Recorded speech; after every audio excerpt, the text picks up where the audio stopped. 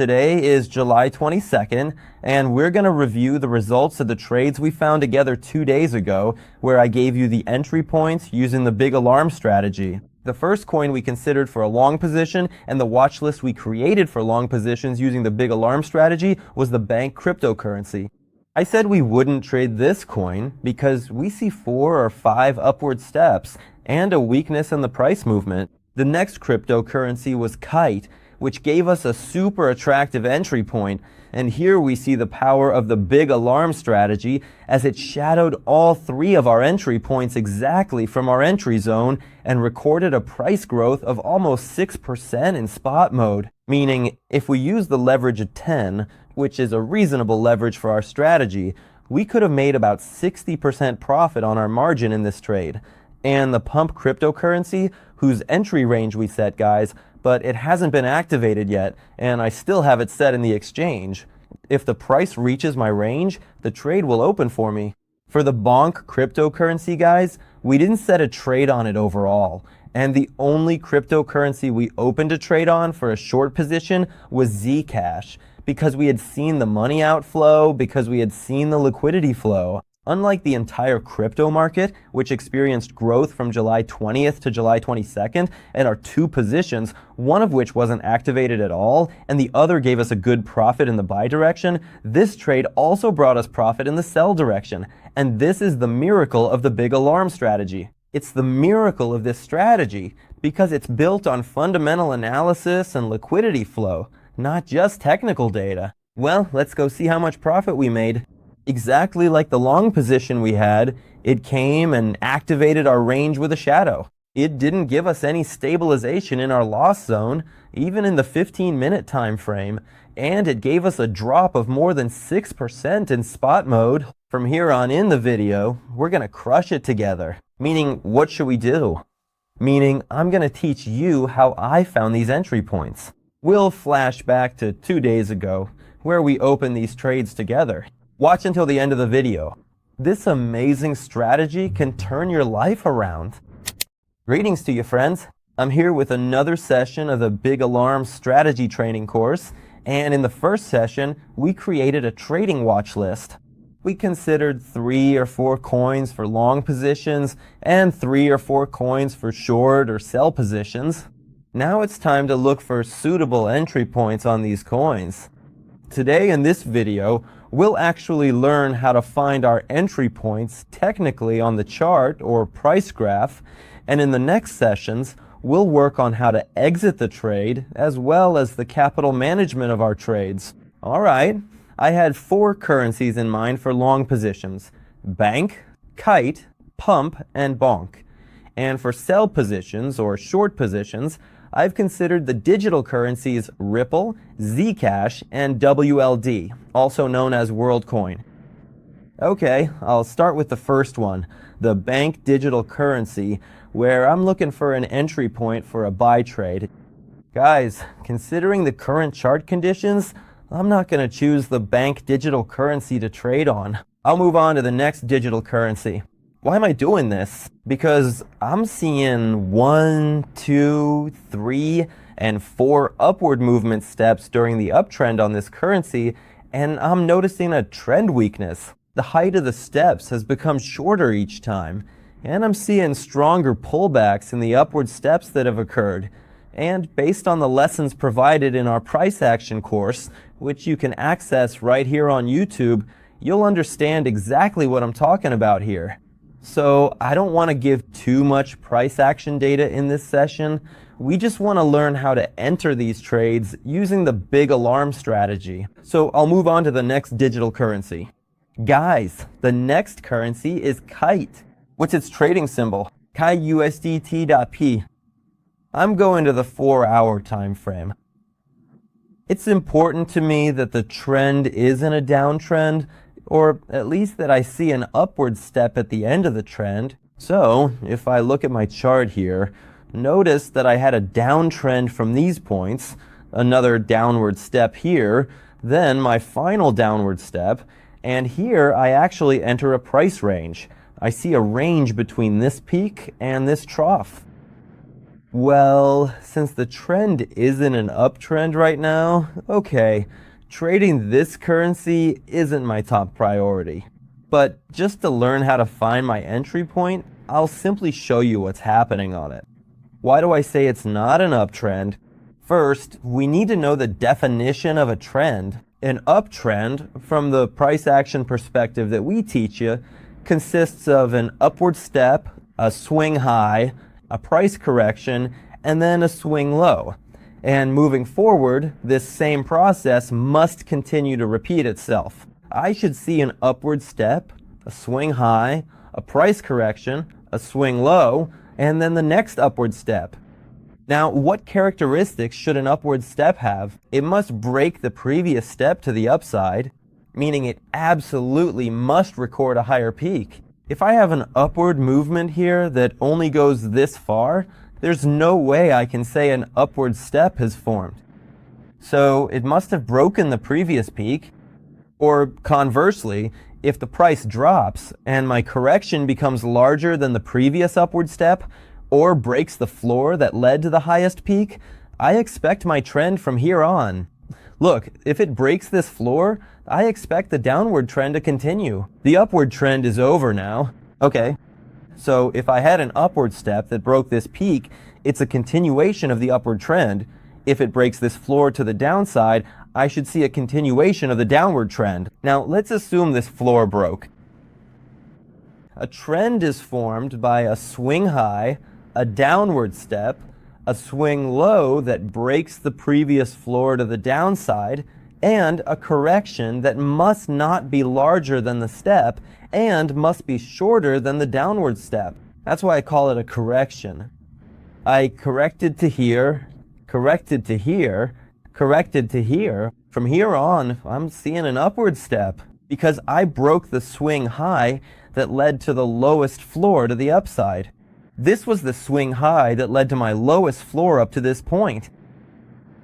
So again, swing high, downward step, swing low, correction, and this process must repeat for me to say I'm seeing a downward trend. Now let's go back to our chart. Here, guys, it's true that my trend was actually downward until here, and the last peak that led to the lowest floor was this peak. But I'm seeing weakness in my downward movement. The height of my step is decreasing.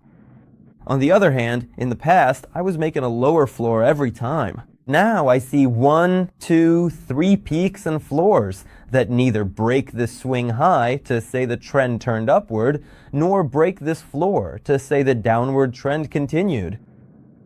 From here on, I expect the price to range between this swing high and this swing low.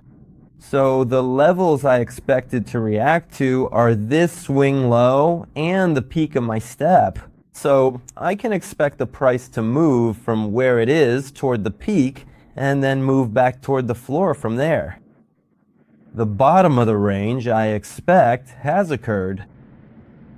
Given my expectation, can I assume that this movement will go up to the peak of 0.1245?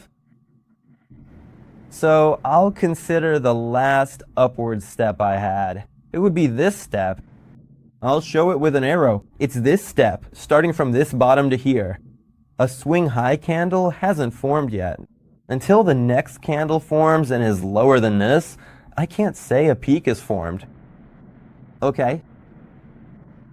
But if a correction is to occur in this upward step, I expect this correction to happen at the very last peak just before it, specifically in the shadow area of this peak. So if I want to enter a trade somewhere, one of my logical levels would be the peak and the bottom, sometimes called the shadow or the wick of the swing high candle that I had before this step. These points are important to watch when making trading decisions. It gives me a range now. In addition to that, I have a tool called Fibonacci retracement, Fibonacci retracement, return Fibo. I'll draw it from the bottom of this candle to the top of my step. Okay, only the 0.5 and 0.618 Fibо levels are important to me. 0.5 and 0.618 Fibbo are important to me. Well, my 0.5 level has an overlap with the range where I expected the price to pull back and move upward from here again. So this level is an important level for me. Now I'll delete my Fido. I'm going to the 15-minute time frame. I'll go back and look at my entry range.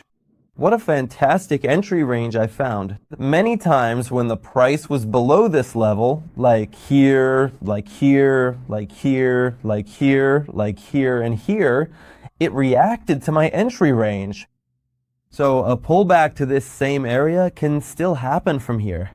And this step look guys, this itself could be an uptrend in the 15-minute time. But in the 4-hour time frame, we were seeing it in the form of 2 4-hour candles. We were seeing it in the form of one step. So I expect a pullback to this area from here, and then it moves upward from here. My entry range has been determined. What do I do to enter this trade? I'm going to consider 3 entry points. One at the range average, one at the top, and one at the bottom of my range. Now, if I'm going to enter this trade with $1,000 at 5 times leverage, we'll learn about what leverage to use and what position size to have in the session on strategic capital management. But if the basis is, for example, that I open my trade with $1,000 and 5 times leverage, I'll divide this $1,000 by 3. I'll actually divide it among these 3 levels that I found. I'll enter $333 at the first level, $333 at the second, and $333 at the third. Okay? So, on average, if the price reaches the top of my range but doesn't hit my second entry point, I've entered at least 1/3 of this trade's volume, so I haven't missed out on the trading opportunity. It opened here, and the upward movement happened for me. Now, what if it hits this range and goes on to make a higher high, and I'm in profit? At this point, I'll cancel my second and third entry points because an uptrend has occurred. We do this based on our definition of a trend, guys, and where were my next entry points? If the price drops back below the area that triggered my first entry and hits my second entry point, according to our definition of a trend, wasn't the last low that led to the highest high in the uptrend broken? So now my expectation is the continuation of a downtrend. Since I know my expectation is for the downtrend to continue, there's no reason for me to stay in a buy trade. So the reason for my entry into the trade is invalidated. So I have to exit this trade. Now, where is my trade stop? Where is my trade stop loss? I'll show our entry range here roughly once more to tell you, okay, where should my stop loss be placed? In the 15-minute time frame, I'll set my trade stop loss not at the first low before my range, but at the second low before it. What is this for? It's for when I'm asleep so that a huge loss isn't imposed on me. So I don't get liquidated in a trade and lose all the assets I've committed to it. But if I were awake, if I were at the chart, given that I'm analyzing in the 4-hour time frame and my exit from the trade happens in the 15-minute time frame, if I want to get an entry trigger, I'll do it in the 15-minute time frame and perform my chart analysis in that same 15-minute time frame. If the price drops below my entry zone in a buy trade on the 15-minute time frame, meaning it enters my loss zone, my P&L number turns negative. It turns red. I see this. Now, on the 15-minute time frame, checking every half hour or hour is enough. Since I've set my stop, I won't lose more than that. I set my entry and choose my position size so that in the worst case scenario, if the stop is hit, the loss I incur won't keep me from my future trades. Or it won't mess with my mind psychologically, so I can still take advantage of the next opportunity or position I want to trade. So if I see the price stabilize in my loss zone, what does stabilization mean to me? At least right now we've stabilized up here. One candle broke this, and we saw 1 or 2 more candles open and close above this zone. Not just the price simply dropping below this. The crypto market is full of big shadows that make you think to yourself, it just wanted to trigger my stop and then bounce back. It just wanted to kick me out of the trade. Well, this is the nature of the crypto market. It's the appeal of the crypto market. As long as you stay alert, you should be an observer in your loss zone. Watch it, and once you get stabilization, get out. Don't get kicked out of a trade by a simple shadow, only for the price to bounce back up. Because just hitting a shadow below this floor doesn't mean the floor's been broken. 1 or 2 full candles below my range, in my loss zone. What does loss zone mean? Whether it's a buy trade, it's below my entry range, down to the stop. If it's a sell trade, it's above my entry range, up to the stop loss I've set. The zone where I'm in a loss if the price is there. In this zone, if I get stabilization in 15 minutes from here to here, I'll manually click on the market and close the trade. I'll exit the trade. I won't let this loss be forced upon me. This is for when I'm asleep, and it's just sad. Let's move on to our next coins to gain a bit more experience. Pump digital currency. I'm going to the 4-hour time frame. What's my trend? Is it bearish? No. So as someone looking for a buy position on the pump coin, I can set my trade on it. This is the last swing low that led to the highest high. It went and hit a higher high during an uptrend, low, high, low, high, low, upward step, swing high, correction. Now, how far do I expect the correction to go? To the peak area that was there before our upward move. So I expect it to happen at least down to this area. Where do I place my entry point? I'll place one entry point here at the top of this candle shadow and another entry point at the end of the shadow, at the top of the candle body. What's my next tool? For the Fibonacci retracement, I'm only interested in the 0.5 and 0.618 levels. I'll come and update it right here. Alright guys, my 0.5 area is actually located much higher up. I have 2 options here. I could enter one at 0.5, that is, if I'm going to have 3 entry points. I'll update my second entry point and put it at 0.618. My third entry point is also placed at the 0.786 Fibonacci level. And the price could react to these 3 points or this area and continue to move upwards. Now, I'll take the assets I want to trade, the margin or equity I'm putting into the trade, divide it into 3 parts, and set them at these 3 points as limit orders on the exchange. Well, in this video, we talked about how to set orders on an exchange. More videos will be available to you, and full tutorials on using exchanges have already been taught on this very channel.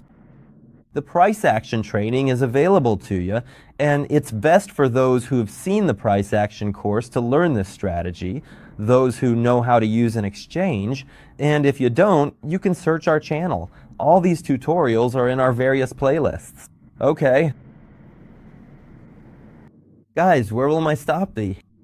It'll be below this bottom, because isn't my trend bullish so far? Isn't this the last bottom that led to the highest peak? If this breaks, if I come down from here and see this, then the bottom that led to the highest peak is broken, and I'd expect the trend to continue downwards. So why stay in a buy trade when my expectations are bearish?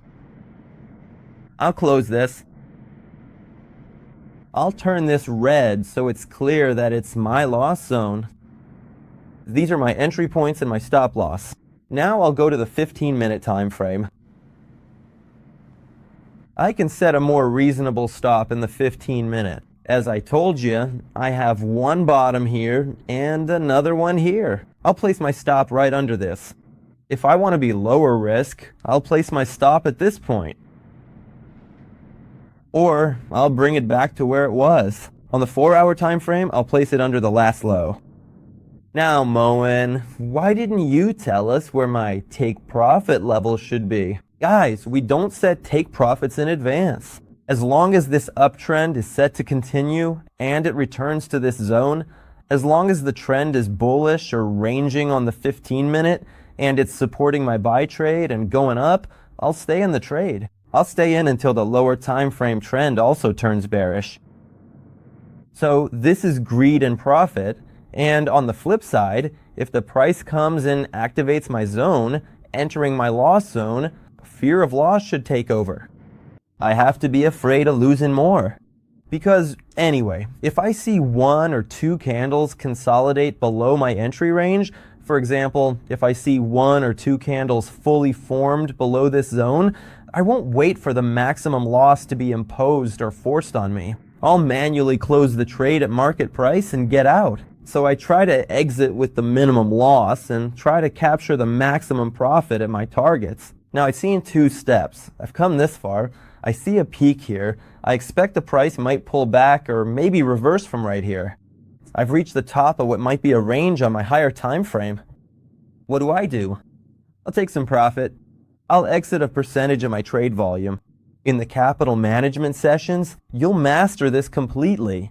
And we'll practice, trade, and live trade together so much in this course that you'll master exactly what I'm doing in these trades. So you can experience that 70 to 80% plus win rate I talk about with average risk to reward ratios at 2 to 1. Something that strategies that just say draw a trend line, the trend line breaks down, it pulls back, then short it really lack. It's looking at it purely technically. This strategy really shows you its power. You just need to test it, even on a demo account or on paper, with these same trades I'm showing you live in the market.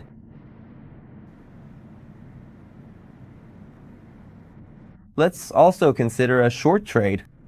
WLD. Let's go to the 4-hour time frame first. I'm looking at WLB. Well, what I'm seeing is a downtrend up to this point. For now, this peak is also broken to the upside. It's high risk. I'll move on to Zcash. Zcash could be somewhat more attractive. Let's get into it. Well, I'll check my trend first on the 4-hour chart. So far, it's clear. When the price chart goes from the bottom left to the top right, the trend is clearly bullish. This is the simplest definition of a trend. But I'll show it. Correction, swing high, correction, bullish leg, swing high, correction that didn't break its previous low. Bullish leg that broke its previous high. Here, guys, it becomes clear. Look, it's come lower than the previous low, but it left a shadow and bounced back up. So the price wasn't accepted below this low for me to expect a bearish trend so far, and the bullish trend is still set to continue here. Swing high, correction, swing low, and a bullish leg that broke its previous high and gave me another swing high. Well, friends, where I get a confirmation below my last swing low that led to the highest high, wasn't I supposed to say the trend will continue bearishly? So from right here, seeing this break and these 2 candles closing below this range, I expect a bearish trend to continue. So swing high, then swing low again. Here, on this bearish move, I'm seeing a pullback.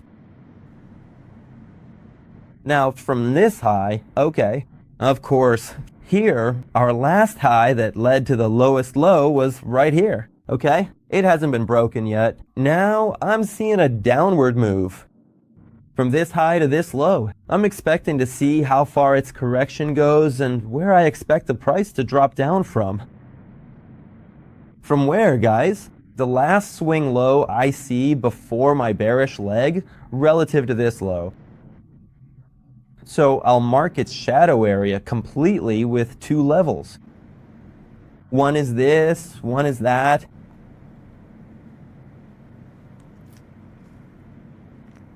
Now I'll also use Fibonacci from this high to the low of this very leg. My range, guys, has given me 2 points. One is the 0.618, which is exactly in the middle of my current range. I also have a 0.5. I'll go ahead and mark this 0.5 level. Then I'll delete my Fibonacci.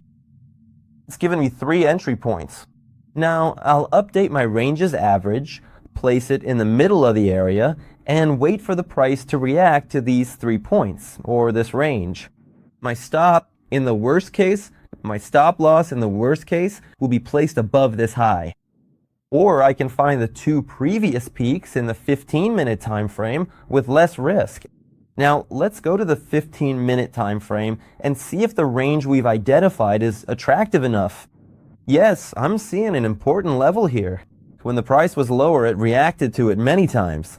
Once we broke through, we reacted to it many times from above as well. So it could be a good area to enter a short position. Now, if I switch to the 15-minute time frame, again, 1 peak, 2 peaks, I can set a tighter stop loss for my trade in the worst case scenario. Personally, I prefer my stop to be right here, and if the price enters my loss zone, now in a short trade, where is the loss zone? Between my entry points up to my stop loss, this entire area is my loss zone. If I get confirmation up here on the 15-minute chart with 2 full candles opening and closing, I'll exit the trade. It's as simple as that. Well, up to this point, I hope everything has been completely clear and understandable for you. Don't worry if you're watching this and find it a bit complex. It just means you haven't fully transitioned into the mindset of an analyst yet. You should definitely take a moment to check out our previous videos or any of our future ones, which cover technical analysis, price action, important market terminology, and detailed instructions on how to use various exchanges to start trading and enter the vast world of crypto. Then come back to the big alarm strategy, which I can honestly say is perhaps the only strategy in the world that truly operates based on fundamental data. It operates based on fundamental data, it works based on the actual sentiment of the market, and it takes into account market emotions and liquidity flow. To enter trades, you can master this strategy and achieve the best results. Thank you so much for staying with me through this part of the course. Rest assured, the most exciting things will happen for you with the big alarm super strategy. I hope to see you in the next session, and from then on, we'll crush it together in the live trades.